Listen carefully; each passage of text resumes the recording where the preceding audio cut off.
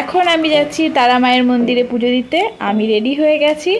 আর এই যে আমার এক ছেলে বসে আছে, আর এক ছেলে এসে ঝাড় দিচ্ছে, আর এই যে বাবা লেখালেখি করছে, মা এই যে রান্না করছে। তো আজকে তো শ্রাবণ মাসের প্রথম সোমবার, তো তারই একটা ছোট্ট ভিডিও করেছি। তো ভিডিওটা দেখতে থাকো, ভালো লাগলে অবশ্যই লাইক করে দিও।